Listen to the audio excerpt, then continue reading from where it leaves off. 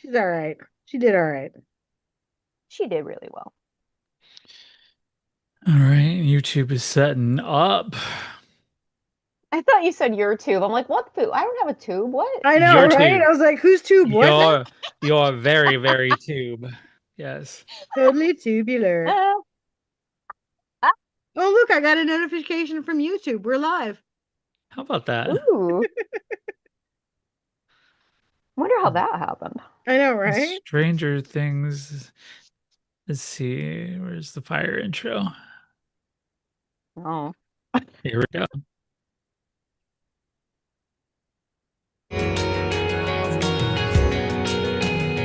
I'll give you the hair tie right off of my wrist. I'll turn it up if you play Taylor Swift.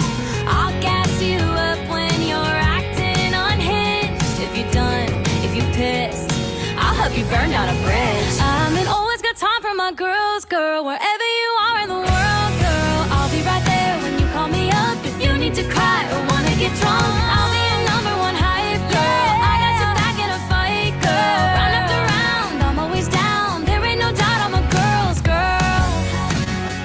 Yeah, there ain't no doubt I'm a girl's girl. Hey. Woo! Round after round, I'm always down. There ain't no doubt I'm a girl's girl. Hey, hey, hey. It is Tuesday night. You are here with the Hurricane Girls here on WHTR Radio. We are here live on YouTube.com at Hurricane Girls. Later tonight, we will be there with you on Spotify and on Apple Woo. Podcasts. So right now, you're catching us live and dirty and sweaty after a long day of work and bullshit, and here we are coming out of the tubes and into your face. So, how is everybody tonight? Sweaty, tired. Yes. Mary, are you okay? Is something on fire next to you? That's my incense. I'm sorry. I was having a very incensey moment. I'm burning incense because I'm very incensed. Yes. Are we cleansing the area? Oh, but this one is called money, so we're hoping. Either cleansing it or fucking it further. There So, you yeah. go. Yeah, At this we point, it are. can't get any worse. uh, don't tempt the Don't. goddesses. Yeah, I know. Yes. Yeah, it wasn't a challenge.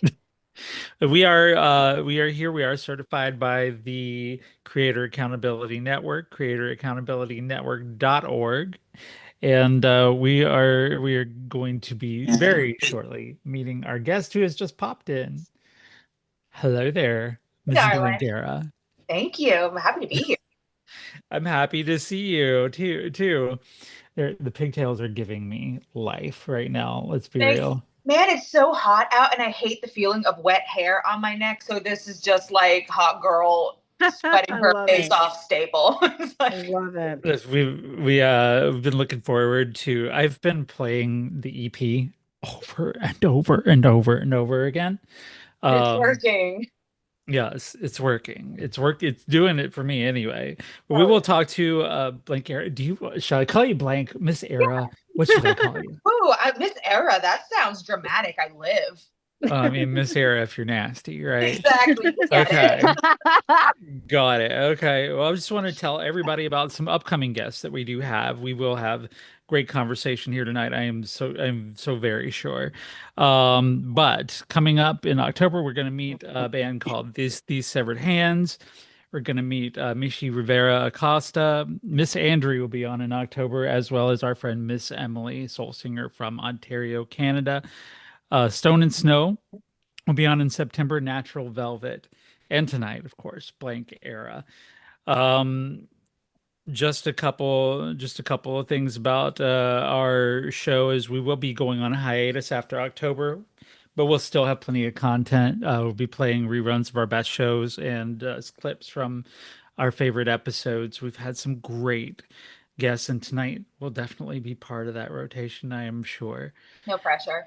No pressure at all. Perform. Yes. I'm here Yeah, tonight. everything. I'm here tonight with my bestie, Hurricane Sim from the great state of Illinois. How are you tonight? Oh, I'm excited to be here. I've been looking forward to the show all week. And also the salty historian, Hurricane Mary, is with us tonight from the state that looks like this. Yes. And I'm coming Yeah, live from Toledo, Ohio tonight. It's so exciting which here. is down here, down here. I am from the state that you're from, though. Are you originally from Tennessee? Because I know you're from Nashville. I'm originally from Jersey. I then lived in North Carolina for a very long time, but I'll be in Nashville. It'll be 4 years in like 2 days. So I'm just I, claiming it. There you go. I'm a Memphis girl, so I'd go over to Nash Vegas every once in a while. But I'll have really good um, barbecue. yeah, so you're from Nashville. You do new metal. Like you describe your music as music for people who are divorcing their old life. Tell me a little bit more about that. Yeah, so I've been making music for basically my entire life, but it just kind of got to a point where I felt like I had kind of lost myself in doing that. I felt like I was always just catering to what I thought people wanted me to be. So just kind of constantly masking and curating this perfect version of me that appealed to everybody, which is so unrealistic. And Blank Era was sort of a way for me to kind of reclaim my identity and do what I want to do, how I want to do it, and just start completely over and give myself the liberty of not worrying necessarily about comments or likes, streams, all of those things, and wrapping my self-worth up in that. It's just kind of like a sign that it doesn't matter who you are, how old you are, where you come from. You have the power to start your life over. And that's really just a message that I wanted to get out there, because that shit's hard. It is hard. I'm sensing just a bit of trauma. A little bit. It's the No big tiniest deal. bit. Yeah, I don't know. Like you said the word divorce, and I was like, okay, I think we can all identify with that one. And Yeah. then you said trauma, and I was like, you live in Nashville. There's got to be some religious trauma somewhere in there somewhere. There's I mean we'll get into talk a little bit about that, but just for those who may be watching who aren't as familiar with your work, I kind of wanted to play a little bit of your music here. Um, one of my Please, please, please, favorite please, please. is It Barely Alive. No, I love that one, but I love one even better. Which one do you love the best? Didn't expect that. Didn't expect that. I don't have Yeah, that right because now. it But makes me that's a think of good one. Judith and Holofernes. Judith and Holofernes. If you don't know what that story is, you need to look it up, especially if you have anything to do with men. Let's go. Well, I don't have that one just yet. I'll work on grabbing that during the show. Damn it, But Sheila. I will. The one I wanted to start with is my personal favorite, Mary, Barely Alive. So tell us, intro this song a little bit for us. What's going on there? So this is the first song that I wrote for the EP, which is why I was like, you know what, it might be a good way to kind of start the story there. And it's really just about self-sabotage and how you sort of ignore all of those red flags at first. You're like, oh no, it could be this, it could be that. I'm not ready to face that kind of hell yet. Because, as people, we kind of like to keep ourselves in our comfort zone. So when we realize that we're bumping up against our own edges, it's really sort of difficult to come to the decision that, okay, this is only hurting me. And it's not even necessarily about a person. I've gotten that a lot. It's sort of like an internal conflict. Like, I only like myself when I'm creating chaos, because when things are too peaceful, that doesn't feel very safe. And now we have to blow everything up. So this is just kind of my experience with self-sabotage. Okay, I love it.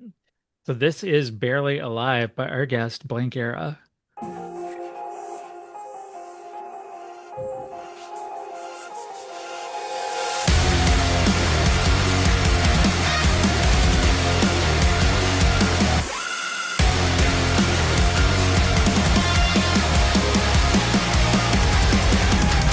I'm so bright, everything seems fine. But underneath the surface, I'm fighting for my life. You say that you love me, but it's just for show. When the going gets tough, you know where to go.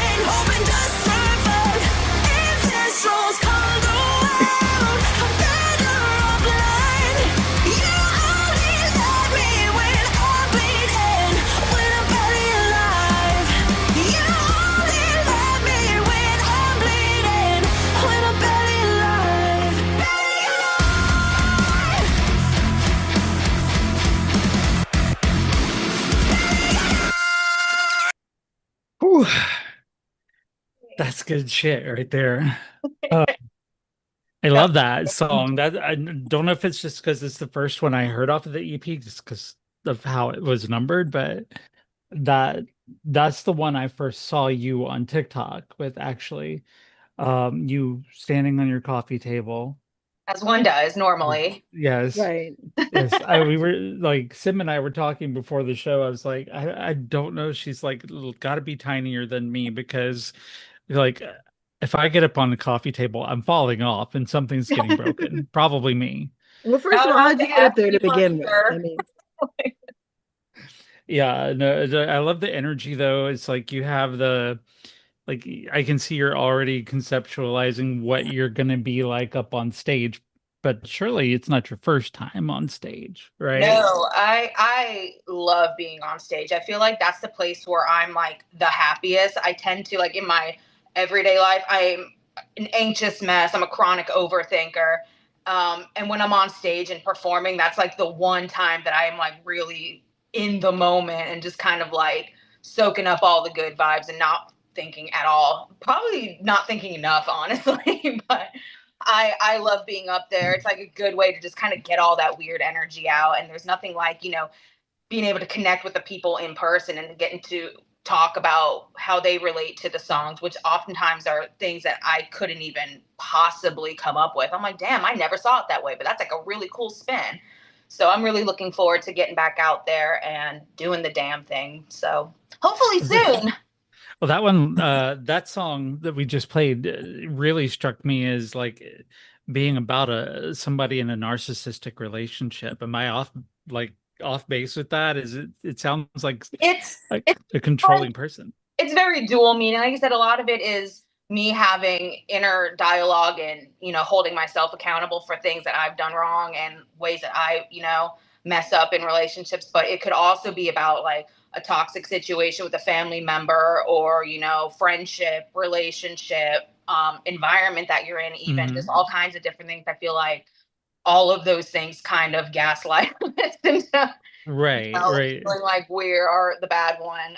And sometimes we are, and that's cool too. But Well, I mean, obvious. I hadn't really thought about it from the perspective of it being me that was toxic when I was listening to it. But yeah, that makes yeah. Like I sense. said, it's sometimes like you put yourself in situations, whether it's subconsciously or not, that are not necessarily the best for you, just because that's what you're comfortable with. It's all you know. Like who would I even be if I was okay? That's like a really Oh tough pill to gosh. swallow sometimes. That's a big, big question. Who would I be if I wasn't, God, who would I be without my trauma? Exactly. It's scary. Like, Like sometimes you don't even want to allow what that could look like. So this is sort of like kind of having that come to Jesus with yourself. yeah, or come to Lilith, Come to or whatever the Lilith. case Yes. may be. Yeah. Which here I've got my Salem hoodie on. Yes, I noticed that actually. You're in good company here. This is the season where all my We're witchy bitches rise. we're both a podcast and sort of a coven. So Yes. Okay, I'm all in. yeah, One of us. we're focusing our energies on certain directions right now. But the music there, why new metal? I just love how not only is it really aggressive, but it's also kind of a genre that doesn't take itself too seriously. And I think that that's sort of an avenue that I never really explored before. Like, I'm just kind of like a goofy weirdo, and I never really get to play with that lyrically. So in songs like Didn't Expect that we brought up Mhm. earlier, I thought that was a really fun way to kind of like just write, glittery lyrics that weren't super, It, in my that's wheelhouse. that's the one with the dial-up internet sound in it, isn't Yes. it? Yep. Yeah, I I heard love that that. and I was like, oh my God, my inner Gen Xer got triggered there. Good. That was the point. We were like, we need like a random sound. And I'm like, you remember the like early 2000s dial up? Let's do that. And I was like, the real ones will know. Yes, yes. PTSD right there. Oh I'm man. not even gonna say how old I was when that was around because I'm even older, so shut your mouth. I know. It Yes. makes me think of downloading songs and it would tell you that it has like 87 years before it's finished. Oh my gosh, right? And then it would get to like Yes. 96% and be like, no, fuck you, I'm done. What Okay, the really, the oh, why'd you answer the phone? the worst part, I don't know, there's two parts of that I always hated. It'd be like this is LimeWire type shit right now Mhm. here. Like you get it downloaded, you've waited all day for your favorite song, and it turns out it was just a fake that was put there Right. to to trick you, or you get to 98% and your mom would pick up the phone The and you're ultimate just betrayal. and you're like, no, it's still gonna work. 98%, that's a lot of song, right? No, No, No, no. it's not. Start Apparently it over. was the first 2 seconds that was left to download. right, absolutely. Because when Yeah. you start over, it doesn't start at like 98% again. It starts It over at starts at 1%. You're 1. at 0. Yep. You know? Yeah, it does. Yes, it doesn't even start at 1. It starts at 0. God Yep. damn. Like, wow. It's a long Yeah, way. we're we're going like you honestly, you cannot be old enough And now to we have get impatient experienced when it that. takes like 10 seconds to download something. It's like, oh my God, really? I know, right? I'm rebooting my router if it's not instantaneously on Right, my desktop or right. on my phone Right. Like desktop. in the old days when I started up my computer and I'd turn it on, I had time to go take a shower and make dinner and come back. And then maybe it was all on Windows 3.1. But now it's like if it's not rebooted in like 10 seconds with all my icons up, I get a little cranky, you know? Amen. Yep. Very that. You don't look old enough to go back that far. Oh, we're a 30s queen. Okay, Oh, you're still a God. baby, but Fully accept that. yes, but no, that's like we struggled for our pirated music back in the days. We did. We did. We We did. earned that shit. And the whole time we're like looking at the door to see when the FBI is going to come and arrest us for Honestly, piracy. we Oh were yeah, convinced I that they forgot about would. that. We were convinced that they had nothing better to do than wait for us teenagers to download shit and bang on our door to take us Because away for there it. was always this one old grandma out in Alaska somewhere that she got taken to court and sued for $1 million Right. Right. because she had an NSYNC album or some shit. Like, yeah. It's okay. So while we're not being old fucking From farts my chain here, walker. yeah, no, listen, I've got my nursing home picked out. Um, so you new metal like that. I mean, there's definitely a very there's definitely a niche for that, especially amongst female vocalists. Who are your inspirations in your genre? I grew up, not even, this isn't necessarily a new metal band, but I grew up just like a huge Shirley Manson fan from Garbage. I'm Mm. obsessed with her. Mhm. Like there was just something really like haunting and sensual and like rageful about her vocals. And I just loved how she was able to portray all of that without sacrificing any of her femininity in an industry that is quite literally overrun by the boys club. So I really love how she didn't sacrifice any of that. She's my icon forever. I love her. I also grew up listening to like Britney and Christina, which like takes away all of my cool points. But like they taught me performance. There's nobody that owns a stage like early 2000s Britney Spears, and I will die on that hill. Right. And Christina Aguilera is like Vocals, 3 foot tall with that hand in the air and just coming that voice coming literally, out of yeah. It's like where? her and Gaga are the two tallest 5'2" people I've ever met. Well, never, Yes. but you know what I'm saying. I hear you. But Well, yeah, let me Gaga's a big tell you my influence. Shirley Manson story. I'll jump in with my Shirley Manson story Please do. Okay. because she is a goddess, and I saw her back on the first time I saw Alanis Morissette perform. Garbage opened up for them, and Shirley Manson had had some type of incident. I don't know what the hell she did, but she had a sprained arm or I don't think it was broken, but it was sprained. So she came out on to do her set and she had her arm in a sling, right? The whole damn performance. And this girl was still on one side of the stage to the other. Like it did not slow her down. And she had to have been in a world of pain with whatever was going on with her arm. But man, she came out like a badass and just it was the most amazing thing, and I had such an amount of respect for that because I was like, you're coming out and you're clearly going through something, and you're just like, nope, I'm still gonna come out and do my thing. And she was just, I was so impressed with her energy on top of her vocals and everywhere. She was just amazing.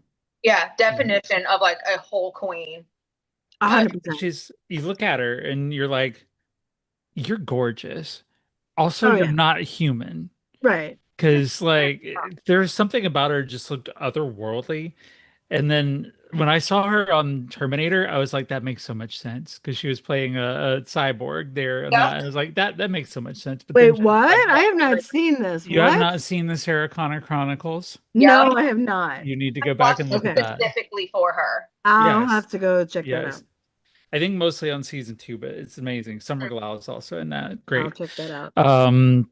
But yeah, just seeing her do like that, and then she does have her own. There is no Garbage 2.0. There's no Mhm. like Linkin Park where somebody replaces Chester. Okay. No, there's Nope, you're not nobody doing Garbage replaced though. Chester. You're Chester right. filled him You're up. right. Linkin Park doesn't exist actually anymore. No, it doesn't.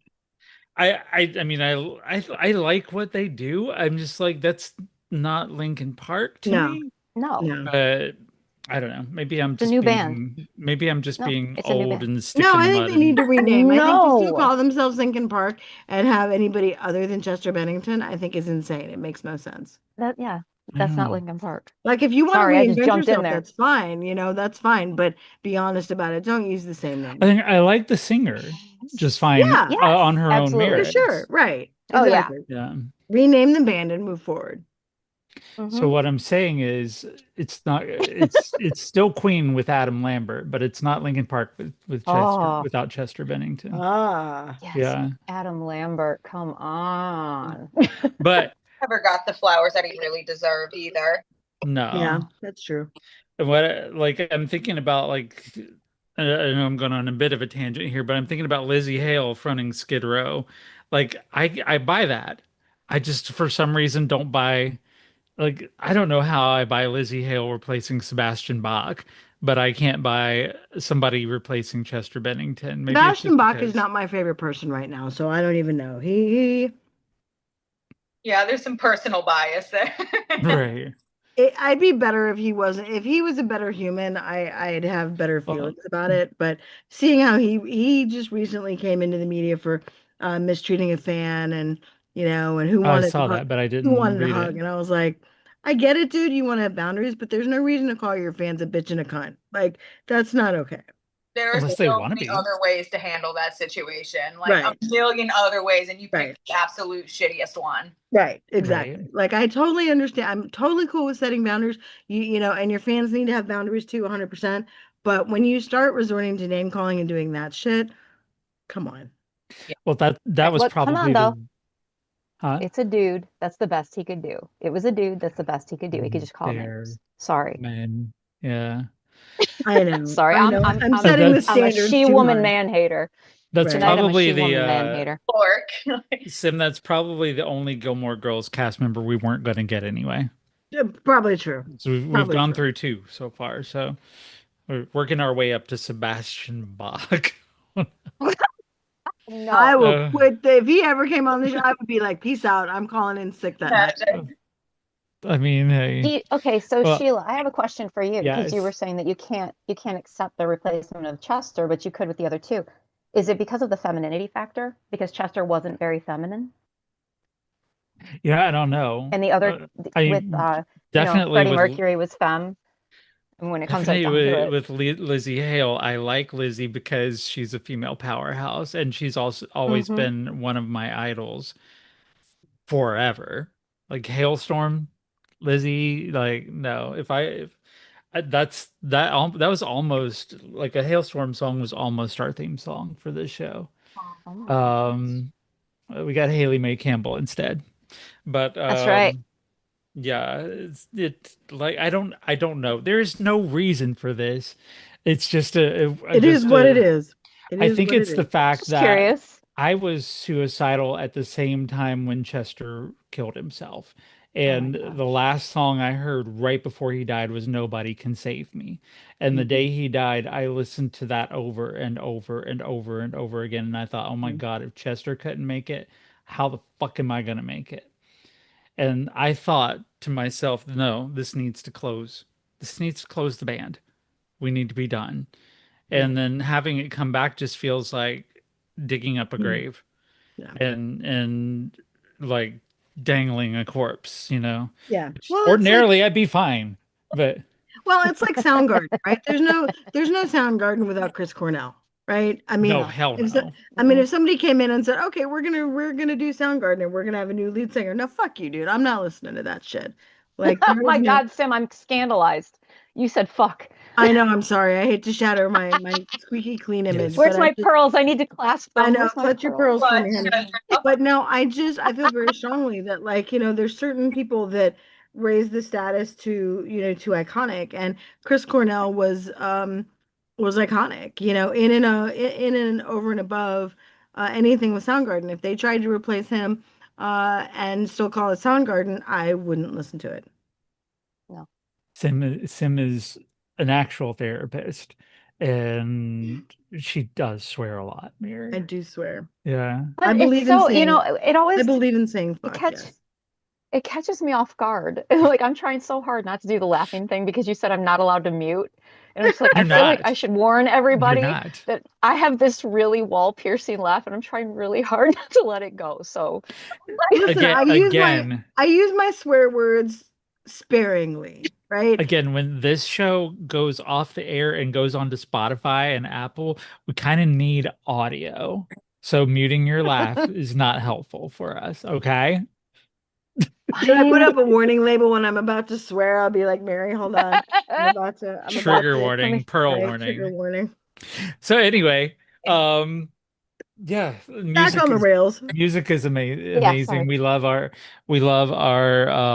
like I love the way your voice is. Just like you look like you may be about 5 foot even. we're And 5'4", 5'4", okay. but we Maybe were it's the standing up on the coffee table that threw me off because I knew my 6'2" ass would fall the fuck down. But but the voice just comes out of the heavens somewhere. The powerhouse, yeah, the Yeah, powerhouse of it. okay. it's Thank you. it's got a bit of it's got a bit of Amy Lee, a bit of Kelly Hmm. Clarkson, a bit of even Maria Brink in there.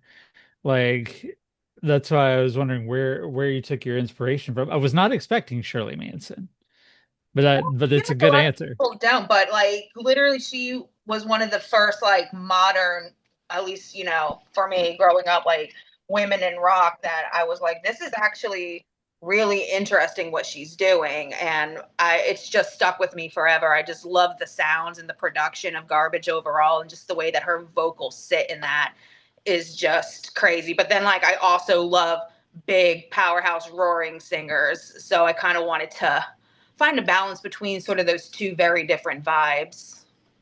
I think you found it Yeah.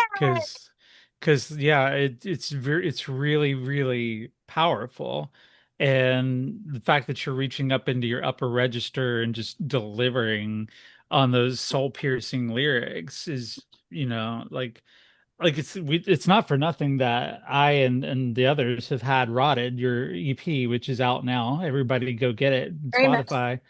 Yeah, Do it. it has been on heavy rotation. I have tracks from that in so many of my different playlists, whether it's like get ready in the morning sort of playlist, um, or just I'm listening to this during work playlist, or my Rage Girl playlist. It doesn't All matter the either moods. way. Little something Yes. for everyone. Are you like formally trained? Like, did you study music, or is this just something that just came out of you? No, I'm self-taught. I did like some choir in like middle school and high school and all of that, but I kind of just wanted to teach myself because I didn't want to sound like whoever was, giving me the basics. Now I would be interested in, working with someone just to learn things like breath control or, maybe better ways to do things. But I was so adamant against voice lessons growing up because I was like, no, I want to be one of those singers when you hear them, it's me, which is like kind of crazy. But Do that's you, is it you on instruments as well? Or like no, I'm no. assuming with the I band. have zero musical talent, and other than being like, I think a guitar part would be cool if it was like dun dun dun dun, dun like that's my talent. But luckily, I work with a really great producer, and I have a lot of really talented friends that kind of came in and helped me bring the vision to life. Which with this EP, I had no idea what that was even going to be. I just wanted to sit in a room with some friends and just kind of have fun creating whatever felt right that day and just steer into it. And I was pretty still, like I said, I had no idea it was going to be a new metal album. We just started having fun, and that's kind of what came out. And I'm like, there's just like a certain attitude and sass behind it that I really needed to kind of build myself back up and feel like a stronger version of who I really was at that time. And it really helped me work through a lot of shit. If you were to be talking to a young aspiring artist like yourself, someone who's trying to find their voice or their sound, like what would you tell them? This is a question from our chat, by the way. Oh yeah. I would say to steer into the things that make you weird, like the things that you were bullied for, the things that people make fun of you, the things that you're insecure about. Steer into all of that because I feel like it's really the things that make you weird and unique are the most magical. And that's like the X factor that nobody else can replicate. Um, I wouldn't be able to identify. There's nothing weird about me. I'm kidding. Yes, Oh, I'm the bad person in history, and haven't you heard? My goodness, we're Sake. tearing the country apart. Yes, I love You that advice. evil, So evil woman. is to lean into the weird because Mary's always like, my laugh sounds weird. Lean into the weird, Mary. lean into it. Lean into the I weird. bray like a donkey. I bray like a donkey.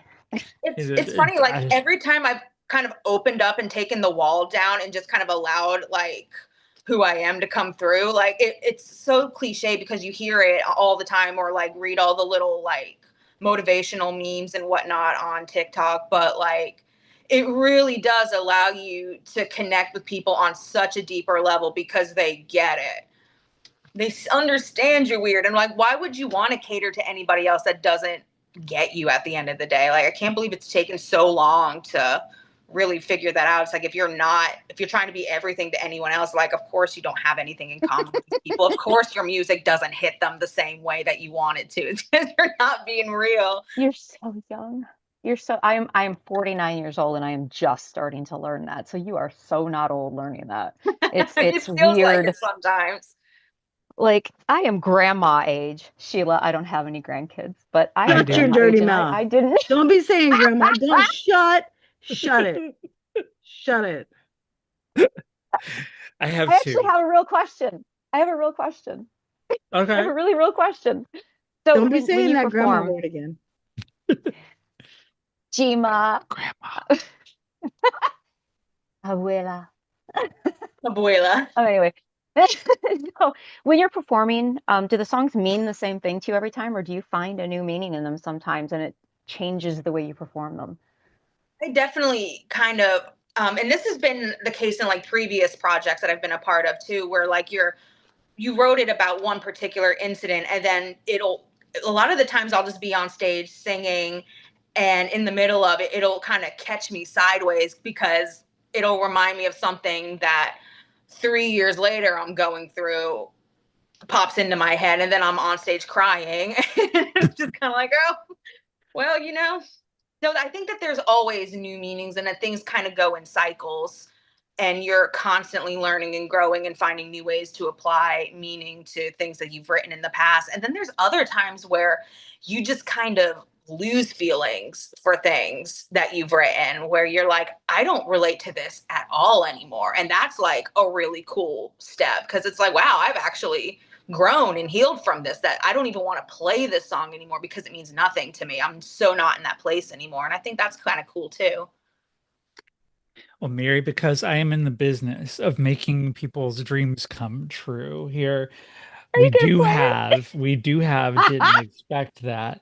And so tell us about this song. This was jeez.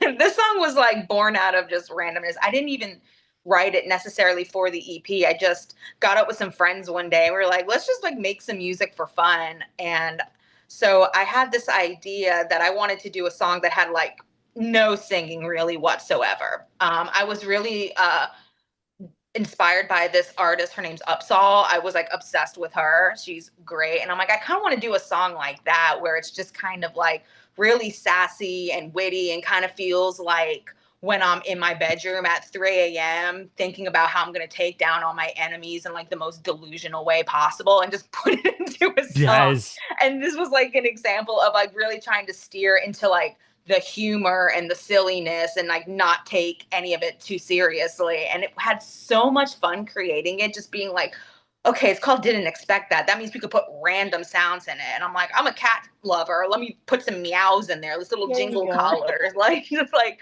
all these stupid, goofy things. And it was also kind of born out of, I remember there was a period of time where people were just shit talking like every song that came out. People like Poppy, for example, people were giving her shit because they're like, she's too weird. I don't like her. And then she puts out like an album and everyone's like, she lost what her weird. This is too straight down the middle. And it's like, well, there's no pleasing anybody. No. So you might as well just create what you want. And so that's where this song came from. And I just had so much fun doing it. We decided to add guitars last minute and I was like, I think I want to put it on the record. Well, Mary, we don't usually do this, but what did the song mean to you? Now that you've heard Literally, like that. I said, it literally the line that caught me was cooking dinner with your head on a plate. And I was like I said, it hit me like Judith Slane Holofernes, and I have the photo if you want me to share it, but it's a painting by Artemisia Gentileschi, and she was painting about having been raped and being able to destroy the guy who did it.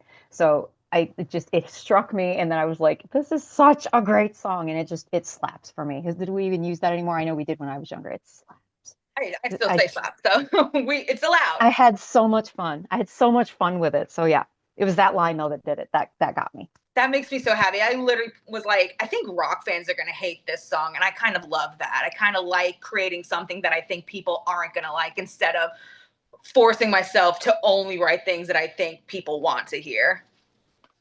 Well, I didn't expect to have to play it tonight because I had other ones picked out, but no, I love the song too. Special Thank you, request. Sheila. When you have 5 songs Thank on an you, EP to choose Sheila. from and you love all of them, it's hard to pick the ones. I'll take that as a good problem to have. It is, it really is. But here it is.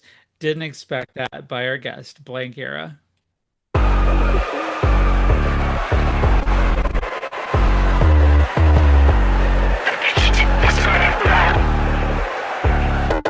Fake name, champagne, put me on the main stage. Listen to the wind, tell a friend, tell your namesake. I can't make myself give a fuck what they might say. Catch me cooking dinner with your head on a plate.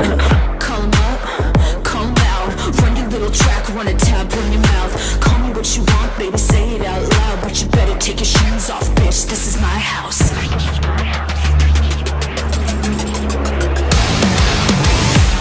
I bet you didn't expect that, huh?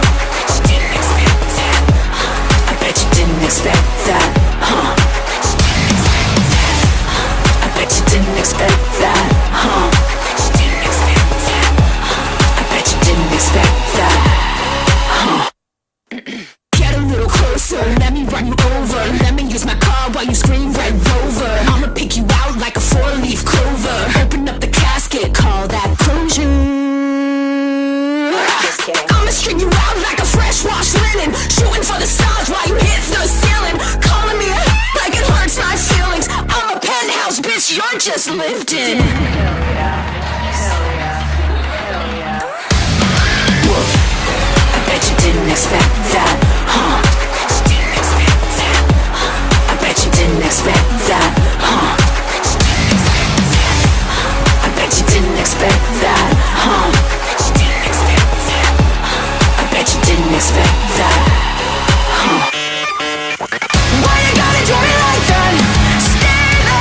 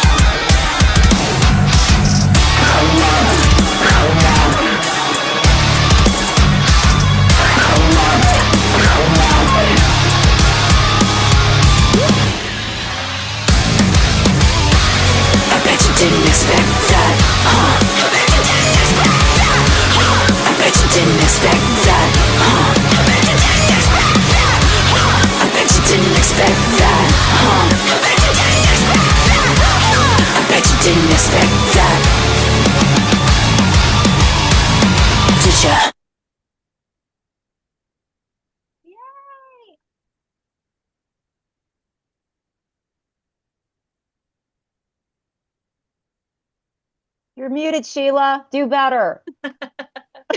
Damn. Live TV, God damn it. Damn. Yes. I get why you like that song so much. There. I'm gonna have to edit that out in the Spotify. Thank you. No, A little silly that goose anthem. I it's love it.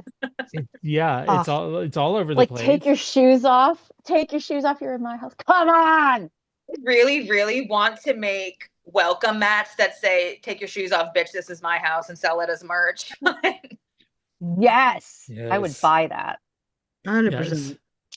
Just any one lyric from that song, I would put on a t-shirt or sticker. Bumper Like stickers for days. yeah, for days. I would like everything in my house, like my computers would just be covered in those. I love it so much. And just the like the odd sound, the water drops, the cats meowing, the goddamn 56K modem. They're like Oh. that it just Just sort little of is a sprinkles of stupid. it's like it's like the most beautiful chaos, you know. You get it. You get it. I do I love it. Thanks for recommending that one, Mary. I was just downloading. I was like, Dead as Hell is my I it fights with Barely Alive for my favorite single off the track, which off the EP, which again it's heavy competition, but we'll get to that one in a little while. Um, I do love that song, but just there's so much. Like I noticed that you have some songwriting partners in here. Who's your team? Like who helps you make this sound possible? So Kyle Odell produced it. He also helped write it. And then I also worked with Dusty Waring. He did guitars. Brandon Merluccio helped like program some of the synths and helped with writing. He's really great at allowing me to bounce lyric ideas off of him and tell me which ones are like too stupid and which ones are good or like a cooler way to say some stuff. I also worked with an artist. Her name's Barry on Didn't Expect That because I was like, I don't know how dumb I'm allowed to go. So we really just bounced ideas off each other with that. But yeah, like these are all just like really good friends of mine that I've never really gotten a chance to work with. So it was kind of cool to all sit in a room and just have fun writing without the pressure of like the industry and analytics and blah, blah, blah, boring stuff. Do you have like a band like a full time I like a guitarist, bass, all I that? am currently adding some new members to the Blank team. So I think it's time because I really do want to play out live. And obviously, you need a band for that. So I am piecing the puzzles. Oh, piecing the puzzles. I can't You've talk. I'm a little dyslexic. It's fine. Getting you've the heard it team here ready. first. So I have guitar and I have bass right now. Oh, not bass. Guitar and drums right now. And I've got plenty of friends that are willing to jump in, but I'm like, it's been my little baby for so long that I'm so reluctant to like bring people in and give up that, freedom that I had. But again, it's a comfort zone thing. So I'm like, you have to learn to trust people again. That's a big part of healing. So we're That's doing how our you best. fill in the blanks, if you will, there. But I you've talked a bit on your social media and on in your lyrics, let's be real, about some of your struggles and about your you did mention specifically, if I may, Mm-hmm. on your TikTok, you mentioned struggling with BPD. Yep. And I also have a list of diagnosis about this long, and then I'm sure some of us do too. Like, what's that been like for you? Yeah, I know it's a really weird question, but Oh, no, how have you enjoyed BPD? How's that been for oh, you? it's absolutely wonderful, just as fabulous as you imagine. I mean, I've always really been really open with like my struggles with like anxiety and depression and ADHD, things like that. But in 2020, during the pandemic, I was really going through like massive life blow up. And so I started going to therapy and, trying to get my medication for that sorted out. And in the process of that, which was a very long process, I was diagnosed with BPD, and that kind of like rocked my shit like a ton of bricks. It just wasn't something that I had on my radar at all. I just kind of did my research afterwards, and I'm like, oh man, all these things that I thought were just like my personality are actually just symptoms of this larger thing. And so I kept it to myself for a really long time. I didn't tell my family about it. I didn't tell like my partner at the time or my friends or anybody, because I was like, man, this is something that's just going to get used over my head. Like, and people are going to write me off as not being serious. Like, oh, well, you're just being dramatic. It's BPD, blah, blah, blah. So I kept it a secret. But then I realized that I felt really misunderstood a lot of times, and that maybe by opening up and sharing that this is like a part of who I am, that maybe it would not only help me to, connect with other people and hear their stories and kind of find some normalcy and find like joy and laughter in like this dark situation. But I'm really glad that I did it. It's not always easy to talk about. I'm getting kind of like locked up now, kind of talking about it. But I think that the more that you do it, the easier it gets. Yeah. This is only like the third time I've ever like, said it out loud. But yeah, it's just, another thing that I have to try to stay ahead of in order to, mental health is mental health. So you're always going to have like a backslide. It's going to come and kick you in the ass. Nobody is perfect at like beating mental health issues.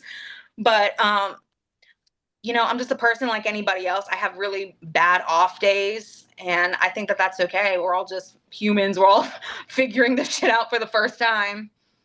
Well, You're and in a safe space here. Yeah. absolutely. And, and Sheila mentioned earlier that I am a therapist by trade, in my day hours. And it's interesting because like you talking about your BPD, like when I hear the lyrics of like, you're only happy when I'm bleeding. Like to me, that's very much that perspective of like when you're in the midst, like to me, when I've seen patients that are in the midst of that struggle, right? That push pull that we go through sometimes, right?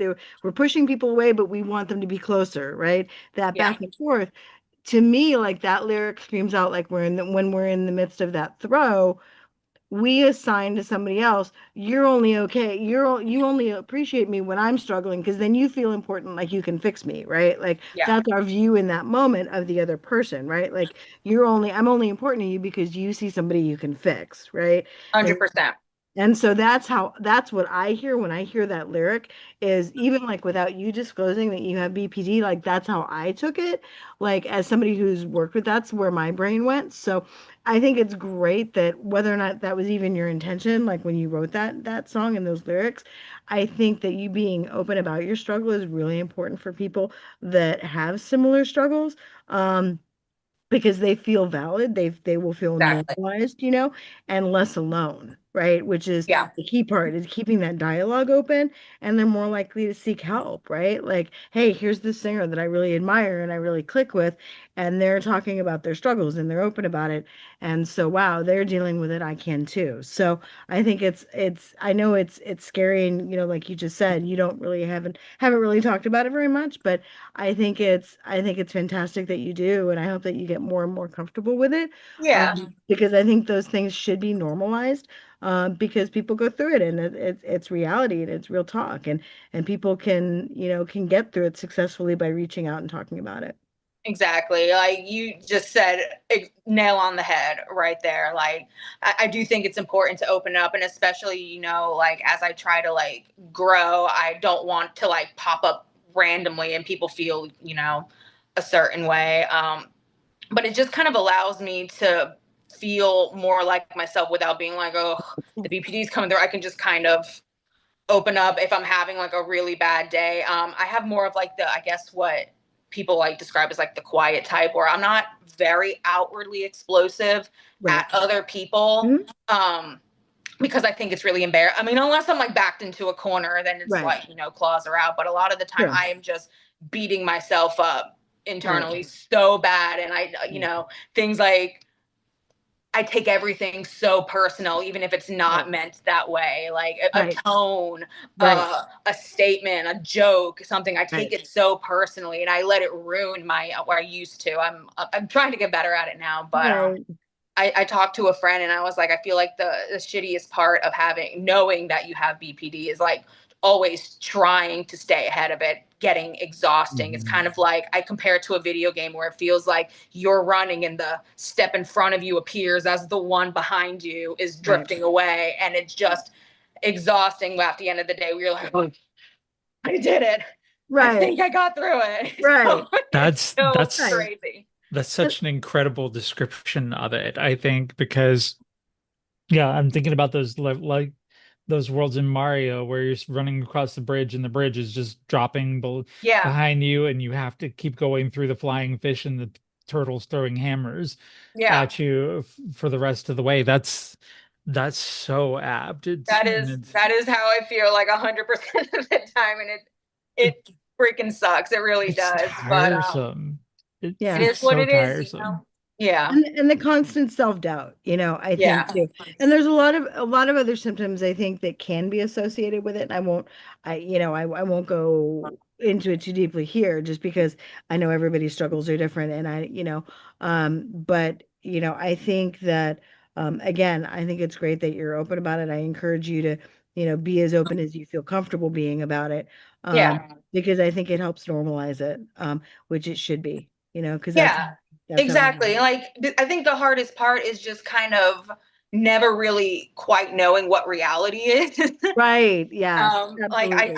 I say this a lot to friends now where it's kind of like, is this a situation that is appropriate for me to be angry at? Mhm. Or is this BPD acting up? Right. Did you really say something offensive or am I taking it the wrong way? And I Right. don't really know Right. where it falls. And so Right. navigating that has kind of been the trickiest part of the whole operation. But Right, again, absolutely.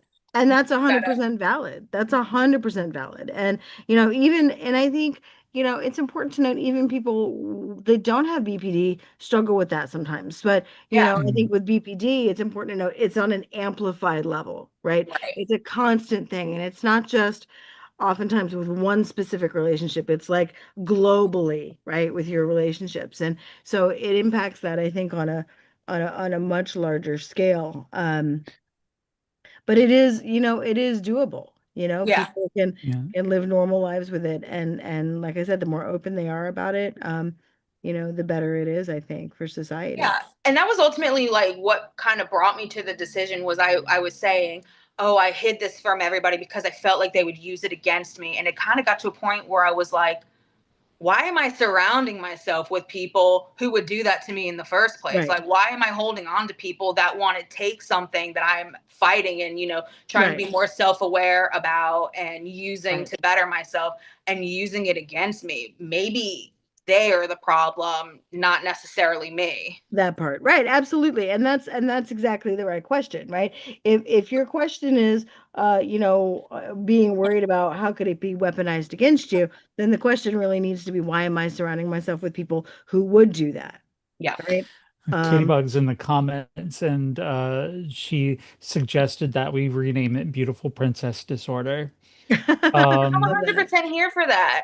I love Yeah, it. I think like when I think about how it is named, it's like I have I have a broken personality. No, no, it's like I have a broken brain. Like maybe broken brain disorder would be better for it, but like and she did also follow that up with it. She can't tell you how brave you are for being open about it, and that you're normalizing it because the stigma is very, very bad Very. I mean, around it. even a video that I posted just like lip syncing to a Halsey song. And I was like, oh, wow, like this song, I didn't realize that song connected with me so hard 10 years ago Hmm. is because I was struggling. I just had no idea. I've always crushed out to the song, but now it makes sense. And like people were in the comments, not a lot. It was mostly overwhelmingly positive and really connected me to like an entire community of BPD Hmm. girlies struggling. So like that was really great. But you have people in there also being like, y'all are toxic, you are manipulative, you're abusive. And I'm like, well, I don't think that's true. I think that people with BPD can be abusive, but Sure. I don't think because you have BPD that makes you inherently abusive. Like Right. anybody can be anything. It's just And a matter of, how people deal. So I'm like, that's kind of an unfair statement, a blanket statement to say that all people that are struggling with BPD are like shitty, manipulative, toxic people. Like, that's just not fair. And Well, and I let's be think it's missing, real. and I think it's missing the point too. I didn't mean to cut you off, Sheila. I'm sorry. That's okay. I was just gonna say, and let's be real. When Halsey is singing "Motherfucker, Don't Play with Me," I felt that in my bones. Yeah. Period. Yeah. You know, Anyway, and I think the thing about BPD though too, in the because I worked just as a premise, I worked in adolescent psychiatry for about 15 years. So my specialty was working with adolescent girls mainly between the ages of 12 and 17. Um, and so the overwhelming majority of the girls that I worked with that had BPD would go their primary source of hurt was to hurt themselves. They went out of their Yep. way. Hurting other people, yes, it happened, but it was a byproduct of the hurt they were experiencing. And it was mostly inward at the Yeah. time. And yes, like I said, secondarily, yes, of course there was pain that, as it affects those around them that care about them, of course. But 9 times out of 10, their focus was hurting themselves, because they felt unworthy. They had so much self-doubt and self-loathing that their primary way was to hurt themselves, whether it's emotionally or physically or whatever. Um, and thereby, then, of course, that impacted those around them. 100%. Mary, you look like Exactly. Perfect. you look like you're brewing It was something there. well, like it really struck me like when you said broken personality, I was sitting here and I'm just like, literally before I had a diagnosis, I had no idea what my personality was. I was what everybody else told me I was.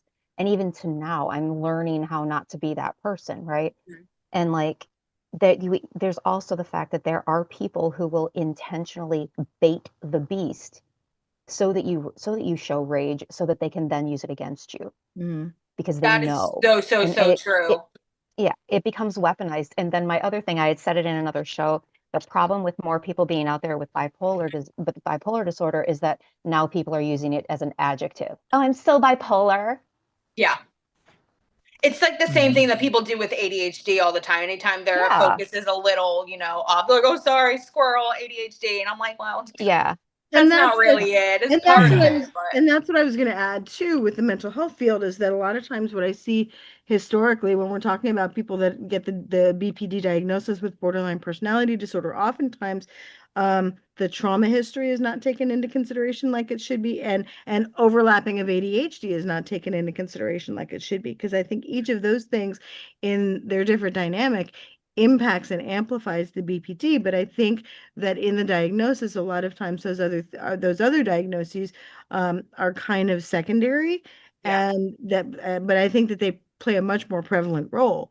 And I think that's the problem is that, you're going to see historically like medication, right? They're going to say that it doesn't really necessarily help borderline personality disorder, but it's also that's why they talk about dialectical behavioral therapy being, kind of the gold standard of things. But, everybody's different, right? And everybody's introduction into that and the factors that play into that diagnosis are different. And I think that that's why it needs to be treated as, not a one size fits all kind of thing, in mental totally health. agree. I think that there's such a stigma even with that particular diagnosis and that label sometimes that it's hard to get effective treatment. Right. And I also think that we Huh. live in a time where like it's almost being glamorized and Mhm. everybody is self-diagnosing. So a lot of times I feel like it's not even necessarily taken as seriously Right. as it probably should because of so many people like when like, oh, I have BPD. I'm like, why are we excited about this? Like, Right. I would give Right. anything to snap my fingers and it just be something I never dealt with again. There's Right. no way that I'm going on and Right. just being like, this is so great. I'm a BPD girly, right? Like it's Right. Right. No, Yeah, 100%. no, Yeah, I it's mean, there's that balance, right? Because we don't want to be shameful about it, right? right. But we also don't want to be putting up billboards and going, hey, and yeah, there's got to be kind of in between for sure. Yeah. Ooh, yeah. Kat in the chat pointed out that a lot of people can have healthy relationships with people with BPD, Oh, absolutely. but BPD girlies are like flies to shit with narcissists, and oh, Yes. it triggers the Oh boy. symptoms Yeah. quite a that is a bit. whole other can of worms. Right? That's a Exactly. whole other conversation. But yeah. Yes. Was that literally in the chat? You're shitting me. No, that's my daughter in the chat right there. Yep. Love it. Love it. Yep. I'll screenshot it for you, Mary, and text it for you later. Just in case there's any question. Right. No, just ask Kat. Like, was she telling my story? Well, I mean, I think, when we feel like we're broken, then we lower our standards for ourselves, and we will accept things a lot more so than if we thought we were perfect and whole. Um, it's a fair point, and we all deal with it a different way, I think. Yeah. Why are you looking like that, Mary? Why? It's the only face she's It's, got. Be nice, Sheila.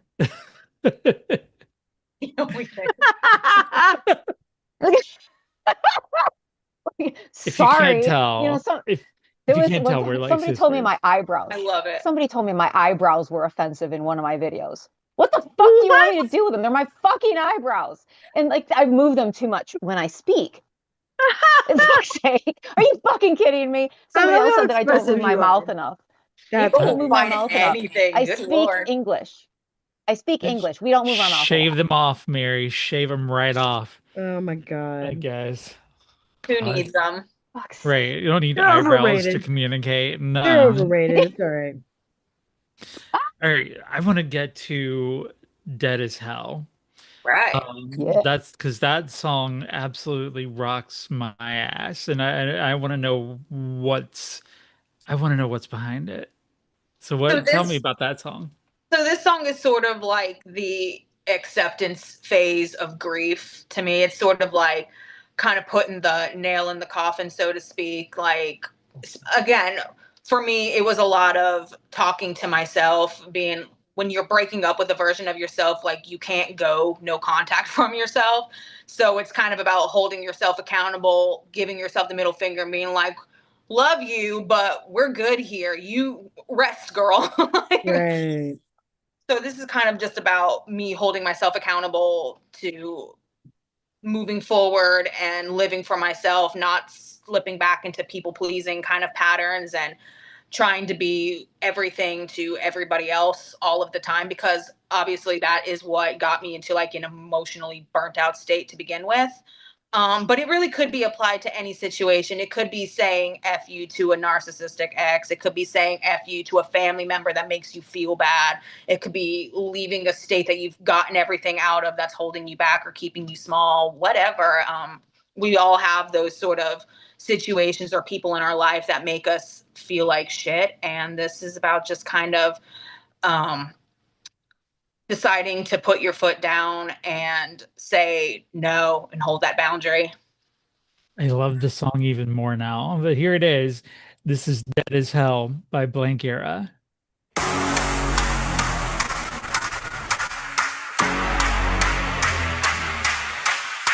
I'm not a hair, you made me freeze. No more love, just RIP. Tried 100 times, call it what it is. We're dead as hell. Dead as hell.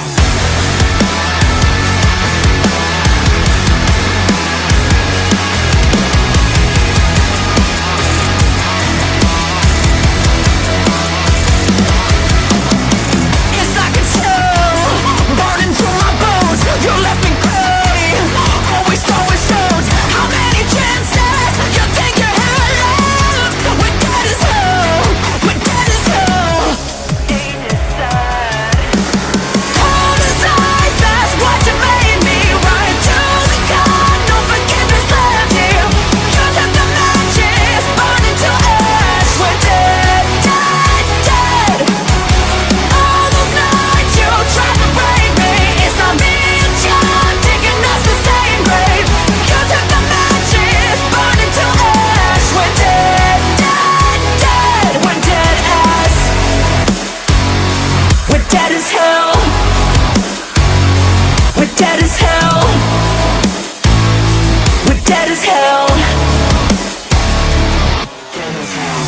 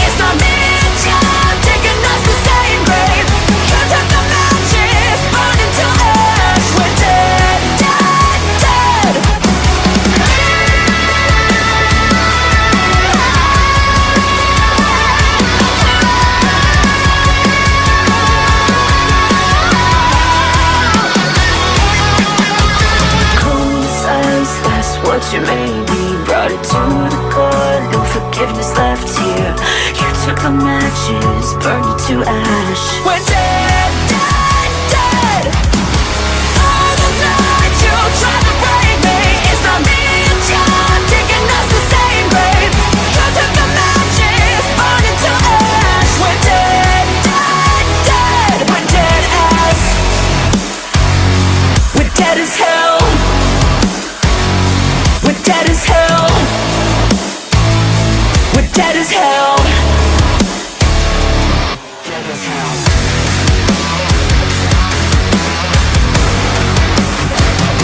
We're dead as hell. God damn, I love that song. This the way you described it before, it's like to me that's a transition song.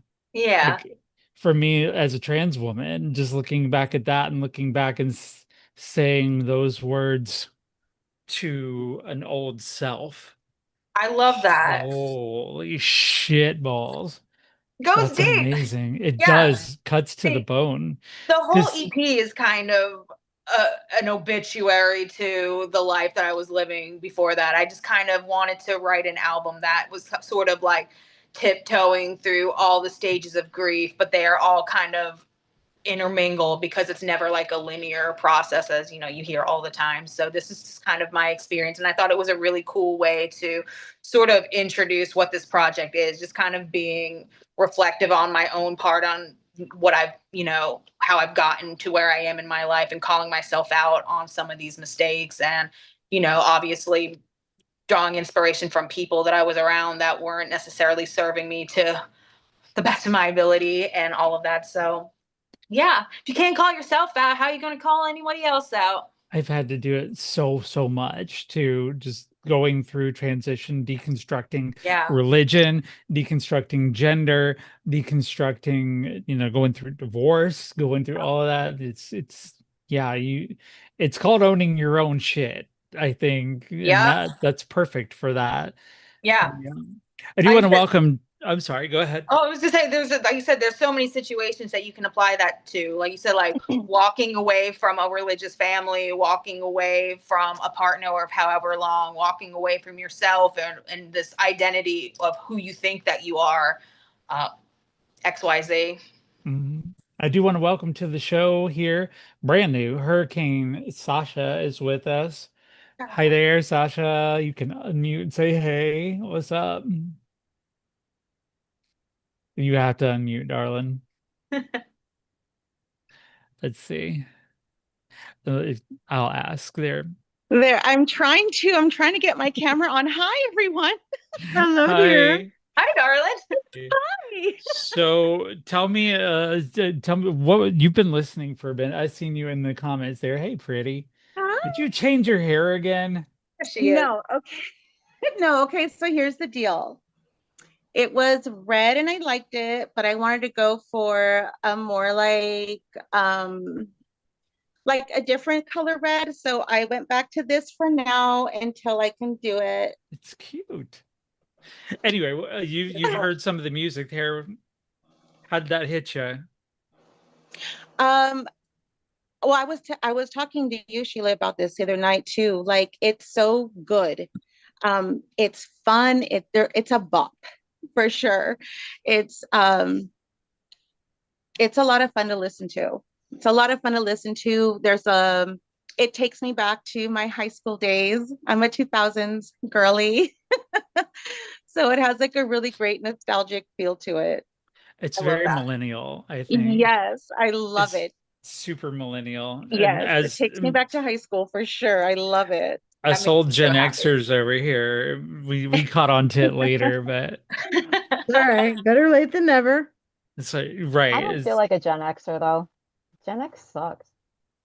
Well, yeah. Well, you and I were born in 76. We can do the math, right? Yeah, so we're late. We're late. We're Shut late the Gen fuck Xers. up. You said you were 49, bitch. Like, listen. You are a grandmother. I'm not, bitch. Ladies,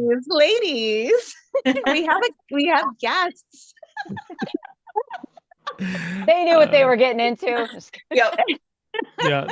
Oh, listen, if you friended me before, you had to have seen my TikTok. You had to know what I was going Honestly. But yeah, I mean, I think like I'm like I may be a little bit basic, but I'm into Amy Lee and the Lizzie Hale uh and even and like in this moment and Maria Brink there and just hearing that energy coming through. I'm so glad that that music is still hitting today. It's like just that sound. Like I'm seeing a lot of bands that sound like old Paramore doesn't even sound like Yes. Paramore anymore. Yeah. True. But I'm hearing all these, and TikTok loves to put me on to music like that. So I was scrolling through, I'm finding this band, and then here's this blonde with pigtails flinging her head banging, her hat's falling off. Fighting for Shit. my life, trying to keep Yes. hat on and table from crumbling. Right. And she's like, I answer every comment and stuff like that, which a lot of bands do these days. But then I was like, okay, well, we'll see. And then I scrolled through some of your videos. I'm like, no, no, this is the music we have on the show. This is Yeah. this is this is right. And But it's so true, Sheila, because and I was telling Sheila this the other night too. I go, she's so sweet. I go, I like friended her and she friended me back. I do. I literally friend everybody back because I'm like, man, if you support me, there's a good chance that we have stuff in common. So I want to Yeah. friend you too and see what your I was, content's about. I was And like, ever Sheila, since she's I so did, I sweet. find so much great stuff on there. And I'm like liking Yeah. everybody's posts. Like, what does it hurt to like get to know some new people? That's what like social media is about. Like, Yes. who cares? you never Yes. know. Truly, you never know who you're going to meet. TikTok has sort of been oddly enough, has sort of democratized entertainment, a little bit because it's made it to where, um, where a singer from a famous band on TikTok is no more likely to be heard than somebody who's just put out their first single.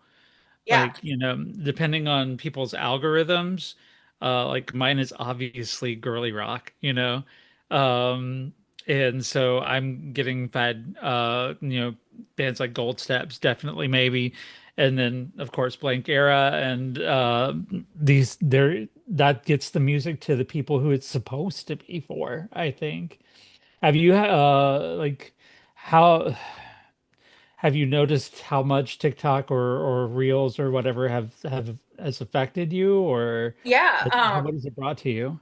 So when I first started doing, I was very, very late to the whole TikTok thing, just because the thought of opening up myself for critique on the internet sounded like the Wild West, and I was terrified of people just being mean to me. um, Yes. but I was like, you know what? It's literally 2025. If this is what you want to do, you have to stop being a scared little bitch and just put yourself out there and see what happens. And I was incredibly inconsistent at first. I would have like a couple of weeks where I post like 2 or 3 times, and then I'm like, okay, we did it. Time to like take a break. And I wasn't getting any traction. So it was like, man, I'm coming up with all these ideas and spending all this time creating, and like nobody cares. I'm just yelling into the void. There's no comments. No, and I found myself falling into the same trap that I was trying to avoid in the first place, which was, well, just do it for you. Just do it because you want to look back and cringe at yourself in like 2 weeks or 5 years or whatever the case may be. So I was like, you know what? Let's just take the pressure off. Let's just make silly little videos, lip syncing to our favorite songs in the car, putting our music out there and seeing what happens. And eventually I caught one video that sort of got some momentum behind it. And I'm like, okay, this is my chance. And I haven't missed a day in like 3 months. But it's been because I've been meeting so many people online that show up and engage in the comments and start making friends with each other. And it makes me excited to show up every day and to tell people what I'm up to and to create and to push myself in a way that's creative outside of just making music. So I think it's fun, but it took some time to get there. It does not feel natural to me at all. And I'm not saying you would do this, but do you ever worry that, posting the same music day after day after day, do you ever worry that people are going to get tired of seeing it, or it's going to get overplayed or anything like that? I did for a while, but then I saw, which was why I was afraid to kind of start posting too, because I'm like, these songs came out in November. It's January. It's stale. It's boring. And like I was already in the studio working on new stuff, so I'm like focused on all the new and shiny over here and all of this. I'm like, well, I'm kind of past it now. But somebody left a comment that kind of reframed my train of thought, where they were like, there's literally like billions of people on this earth. There's no way that your music has reached every single person. So even if you're putting out the same music and the same content, chances are you're reaching somebody new that needs to hear that message all over again. So you kind of have to, even though you're bored, and maybe some of your other followers are, okay, we get it, girl. You're still reaching new people. And I feel like a lot of the people that have been writing for me lately are always excited to see me pop up, and they're like trying to help me grow. What can I do? Can I share? I'm pushing the buttons. And like, that's exciting that they want to help be a part of it, which is super cool. Again, it wasn't a thing that I had thought about. I'm like, because I was just scared. I'm like, okay, they're probably so tired of seeing this damn song, hearing the same message. But like you said, you reach somebody new every time, and that's the point. Right. Yeah, And I was gonna. eventually I'm there. And so, yeah. Sorry. Go ahead, Sasha. Oh, no. That's exactly what I was gonna say. It's, every day there's new people coming onto your page. There's artists that I just discovered now. I think I'm brilliant because I just discovered them, and they're like, no, they've been around for they've been around Yeah. Yeah. for 10 years. Yeah. Well, So we were yeah, talking. never stop posting your old stuff, even because No. somebody new is always going to wander in, and that might be the song that that catches them. Exactly. You just never know. And gotta Well, try. Trial and error. Just keep showing up. we had It's a Betty ride. from Gold Steps on our show not too long ago, and I asked her sort of a similar question, and she said basically, yeah, what you said. There's always going to be a new person, but then she said, and the people who are fans of music, like they're probably playing that song, Yes, every day or so Mhm.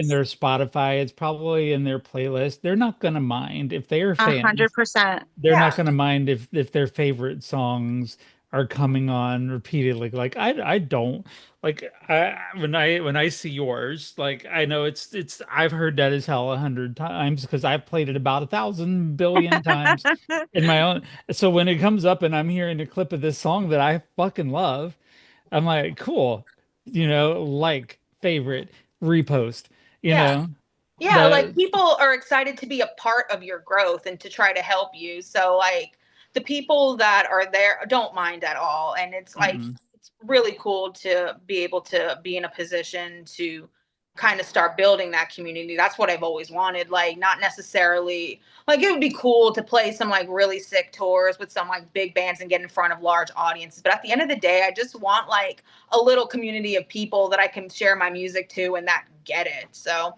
you always have a couple people in the comments like I'll be like, let's be mutuals, and they're like, we're already friends. I'm like, I'm sorry, but this wasn't for you then, obviously. Right. It's just I'm dealing with volume here. Yeah.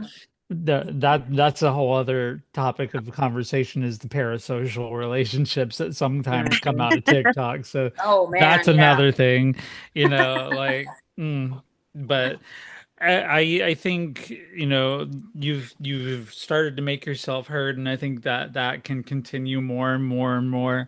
And I love to watch it. I love to watch a band that gets out there and it's like, we're the small band that replies to every comment. I yeah, love to see it because it gives not only just promotion, but like investment. Like yeah, the people will comment because they want to hear, like, as far as they know, you could be famous. You could be, like you could be somebody who's just an offshoot of some other famous band who's just going out on their own or something like yeah. that. And they just want to hear you Never say know. hi. Yeah, it's and it takes like such a little effort. Like people are like, oh, don't burn yourself out replying to all the comments. I'm like, I don't even have 10,000 followers. It takes no time at all to reply to all of my comments. So Right. why wouldn't I right now? Like I have the ability to do it. Why wouldn't I? And I get to know these people and like really like dive into my day ones and like see what they liked about me, what drew them to me. Like what was it, the music? Was it the story? What was it? And like it's been really cool. And I that think was I one of the things time. too that I noticed, like going through your videos, right, on TikTok. I was like, this girl is so grateful and Yeah. humble. so grateful and humble. And it's like your vibe is literally like you're talking to your sister, you're talking to your Yeah. best friend, you're talking to, your roommate, or, somebody that you can hang out with. And so I really like that too about your videos. So I say There's I just try to put across like big sister energy. Right. I don't know what I'm doing. I'm learning. We're all figuring it out together. So if you see me out here trying things and it's flopping, just mind your business. Like we're learning. right. If We're you all saw it, no, works you in didn't. progress. We're all works in progress. It's okay. But that's part of the charm though. You know what I mean? I feel Yeah. like that's also part of the charm. Like it's very human. It's very, And that's what's made it so fun is because I felt like I had to create this like mystique. I'm a rock star, that whole thing. And that's never really felt like true to who I am because I don't see myself that way at all. And I have like nothing to back that up. So I'm like, I would rather just come on here and tell people that I have no idea what I'm doing. But I truly am grateful because I've spent so long on social medias not getting any replies from people, feeling completely invisible. So when I started getting some traction, I'm like, I absolutely want to know who the hell these people are. Right. I mean, there's definitely much more to you than just just a blonde with dolls kill wardrobe and great legs and demonia boots, Oh, like, like Flattery will get you everywhere. What else? Like, I mean, just saying, I don't know, I didn't see a husband or a wife going around in the I background. mean, Sheila hasn't said a thing about my legs, but I guess we can move on. Listen, I love y'all are that. gonna get me in trouble. Uh, one thing I keep hearing, one sound I keep hearing you use again is a sound that I frustratingly cannot have yet because you have not released it. No, I When's know. that coming out? I know. So that's a funny story. That post literally was born out of I got so bored feeling like I have all this new music that I'm working on and it's just a waiting game. It takes so long to put new music out because everything is waiting on other people to get things to you. And if it's not a waiting game, then it's expensive. And I am just one girly. We don't have money like that. So I just got bored and felt really stuck, and the brain gremlins were starting to take over and tell me that I'm a failure and all that kind of great stuff. So I was like, you know what? I'm just gonna leak something and just see what happens, just for fun. I want to put talk about something that I'm excited about instead of something that I'm miserable about. So I leaked like 15 seconds of the song, and it did better than all of my other posts. So I'm like, well, let's post it again and see if that's a fluke, just for science, because why not? I have nothing else going on right now. And then that one blew way up. Like, I mean, not in like viral, but for me, like 50,000 views, I was like, That's a lot. wow, that's incredible. And Yeah, I that's a got lot. thousands of new followers, and I'm like, people are interested in this. Okay, that makes me feel like I'm onto something. So I'm working towards getting it ready. I got a final mix back. I'm waiting for it to get mastered. And because I'm extra, I want to shoot a music video to it. So I want to Yeah. give you visuals and live that fantasy because I've not done it in a really long time. So I'm hoping that it will be out in October. Fingers Okay. crossed. So I'm kind of so like exciting. starting to reel back from posting it because everyone's like, drop it now. And I'm like, I can't. I I was literally can't. hooked. I was hooked, and the only word you say in it is everybody. And Anybody. it's or anybody, yes. Yeah. So, but I can't. The song is called Yesterdays, and it's sort of about like coming out of dead as hell, which is kind of like you burned your whole life down. Yesterdays is kind of like the continuation, standing on the ash, and it's kind of like, oh fuck, did I just mess up by doing this? And kind of like the what ifs and potential regret, and kind of like seeking like, anybody else feel this way? Has anybody else done this? Has it been okay? And sort of like looking for confirmation in this like weird purgatory that you're in. So I'm really excited to get that one out. Well, tell everybody where they can find you and like consume everything that you have. You can find me on all of the socials, Instagram, Facebook, if we're still doing that. YouTube, TikTok, Spotify, Apple Music, whatever, all of it in my blank era. I think I said it right this time. Yes. I always get tripped up over it. And yeah, blank era on everything. You'll find me. I'm there. I'm ready to chat. Let's be BFFs. Get some snacks. I'm down. I've already flirted. I might as well be BFFs. We're a good time here. Yes. All right, so we're right here at the edge of our show here, and this is where we give our final thoughts for the aftermath here. Sim, final thoughts for tonight. I always enjoy new music. I always enjoy listening to things that make me look at things from a different perspective, right? And then I really, on top of that, I always like getting the behind the scenes, right? And getting to know like what was the evolution and the genesis of how that song came to be. And and so, tonight has just been really great. I some of my favorite people are from Nashville, so Nashville representing tonight is great. And I think that music is so important to kind of tie it back into what we were talking about before with mental health. I think music is such a great avenue for mental health, and for it's the one thing that we have that connects us, and I think it's great. And I want to see how you continue to evolve as an artist, and and just I want to see you do your thing and get as big as your hopes and dreams can take you. You. We're trying. We're just showing up. Listen, that's half the battle right there, is just showing up. Exactly.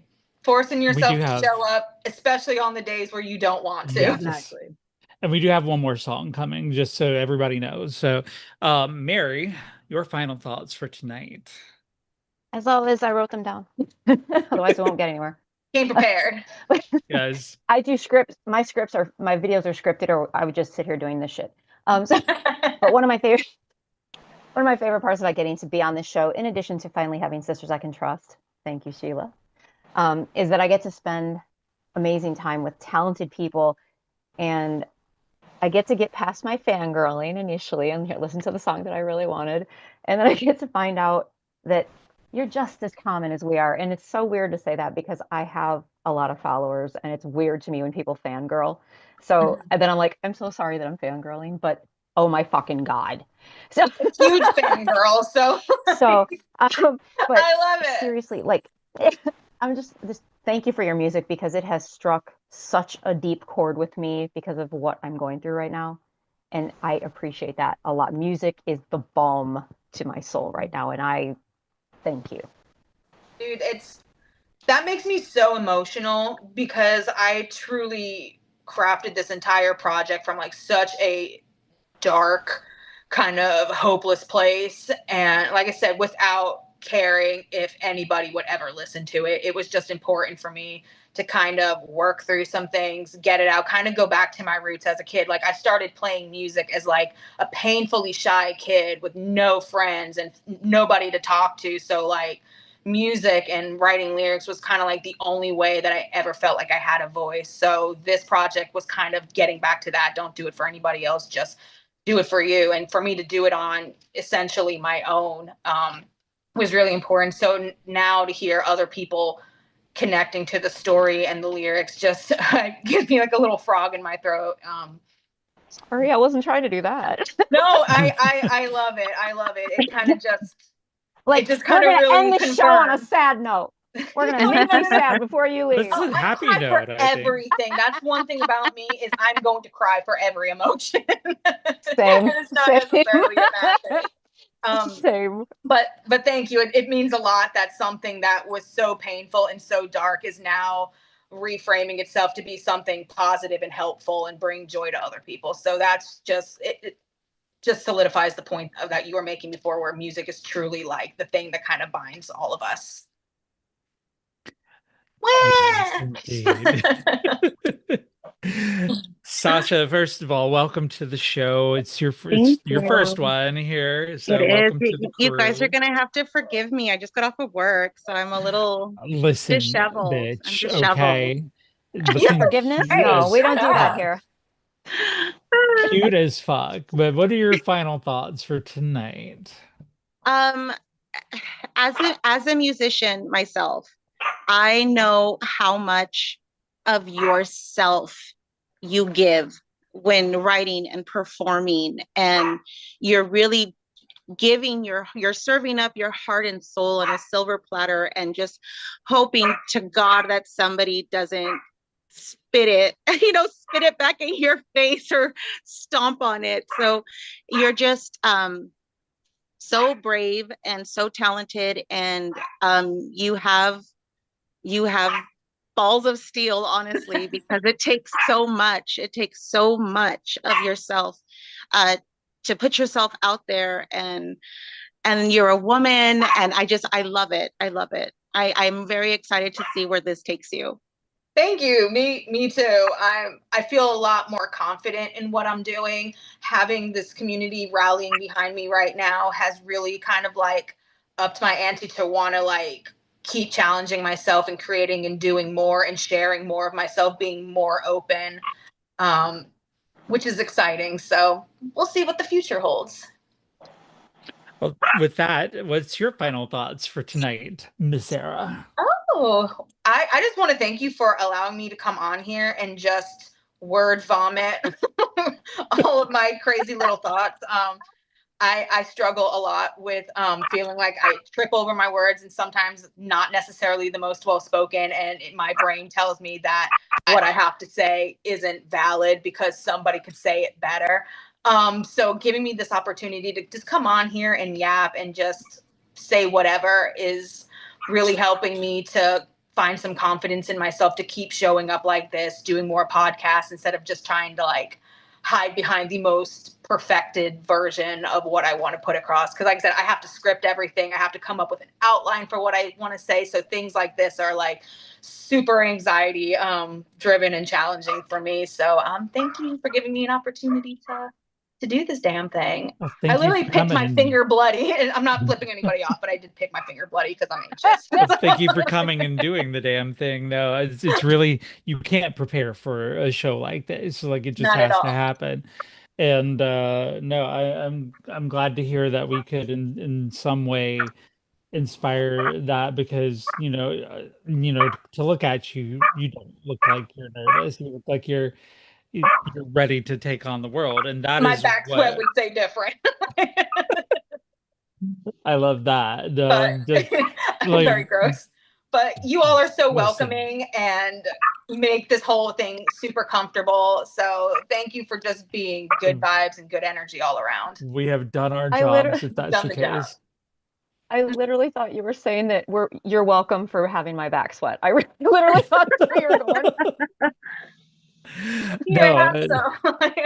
listen, there's not a one of us here who wasn't nervous on our first show for I this, still but am that is the and she Yeah. has more followers than any of us. I don't know what's wrong with her, but no. because I do educational content. It's not fun. I'm just snarky and bitchy. But the thing that I think in my final thoughts here tonight is I just like seeing number one, I love that the Hurricane Girls is and always will be a safe spot for people to express, no, not people, women, femmes, women and femmes, because we don't let the cock on here at all. Men stay outside. Um, Always loud.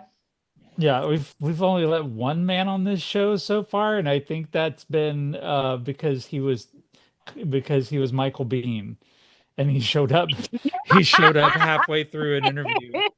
Yeah, He insinuated himself. We you didn't can't let say it. no to Kyle Reese from the Terminator, like honestly, but Definitely.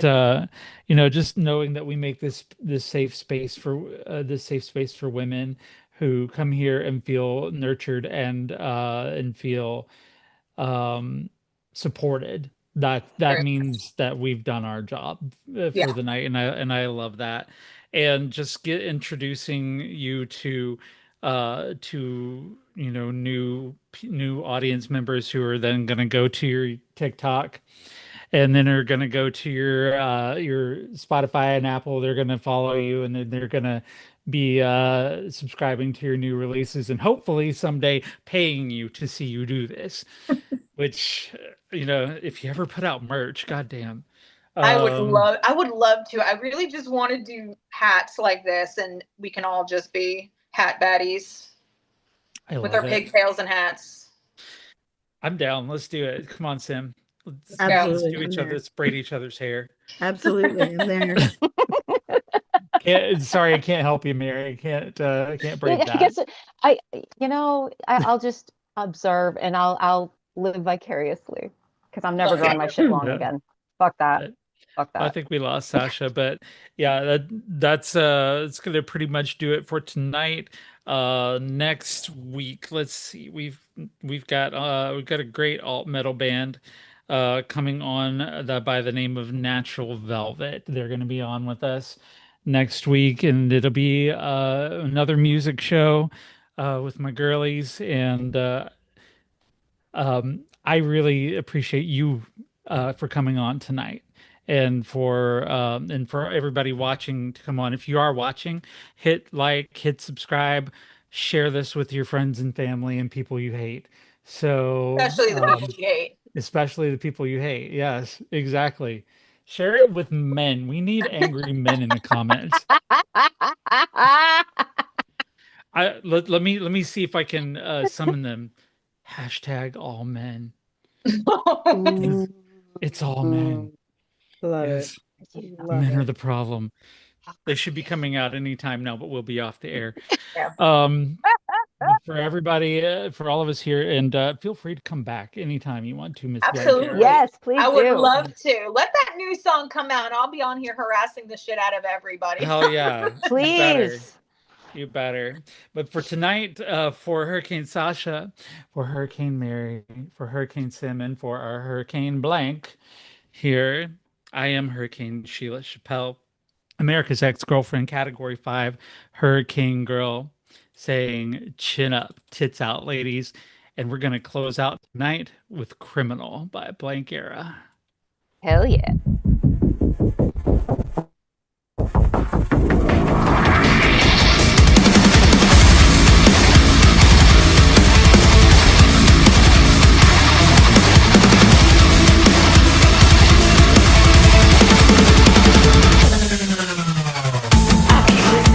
Footsteps in the halls. A sign there's more than hurt inside these walls. I don't wanna lose my hope, but sometimes I think it's hanging from a rope. If I'm more than sick and tired, you blame it on the way I'm wired. But there's no one to call when you lose it all and nowhere to hide when you're paralyzed. Don't care if you think it's pitiful. Tell me I'm fighting when I'm alone. Maybe I'm the wolf they want to cry. Spend all my days alone.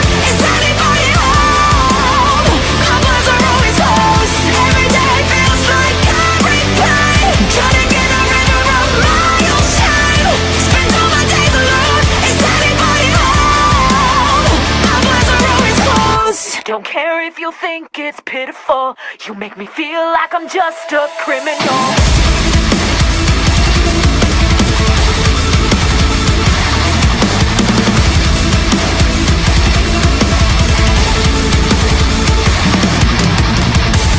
Try to sleep at night, but it's loud in here. There's too many voices, so I house that bear. I don't wanna lose my hope, but sometimes I think I might as well be a ghost. I can't save myself from falling. All I do is end up crawling. But there's no one to call when you lose it all and nowhere to hide when you're paralyzed. Tell me if I need you when I'm alone. Maybe I'm the wolf they want to cry. Spend all my days alone. Is anybody home? Cobblers are always closed. Every day feels like a replay. Trying to get a river of my own shame. Spend all my days alone. Is anybody home? Cobblers are always closed. You think it's pitiful?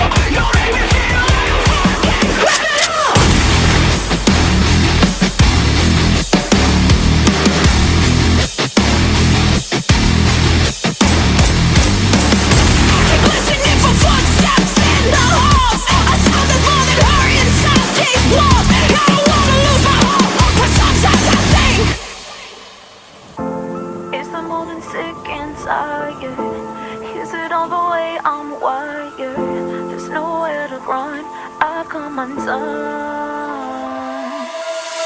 Tell me I'm fine even when I'm not. Maybe I'm the wolf they wore down and cried. Spend all my days alone. Is anybody home? Outlines are always closed. Every day feels like a replay. Drowning in a river of my own shame. Spend all my days alone. Is anybody home? Outlines are always closed. Don't care if you think it's pitiful. You make me feel like I'm just a criminal.